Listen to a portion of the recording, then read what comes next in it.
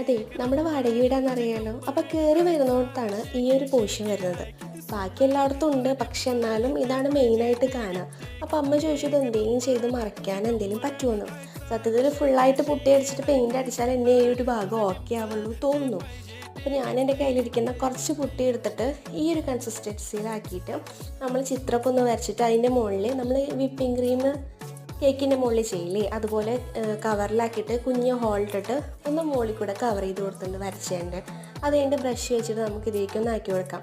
മെയിനായിട്ട് ശ്രദ്ധിക്കുക, ഇതിനായിട്ട് നന്നായി തിക്കിൽ നമ്മൾ പുട്ടി അപ്ലൈ ചെയ്ത് കഴിഞ്ഞിട്ട് ഉള്ളിലേക്ക് വലിച്ച് ആക്കി കഴിഞ്ഞാൽ ഇതുപോലെ ബ്രഷ് വെച്ച് ആക്കി കഴിഞ്ഞാൽ നല്ല രസമുണ്ടായിരിക്കും കാണാൻ. സത്യത്തിൽ ഞാൻ പെയിൻ്റ് അടിച്ചിട്ട് വീഡിയോ എടുക്കാൻ മറന്നു, കറണ്ട് പോയിക്കായിരുന്നു, അതാണ് മെയിൻ കാരണം കേട്ടോ.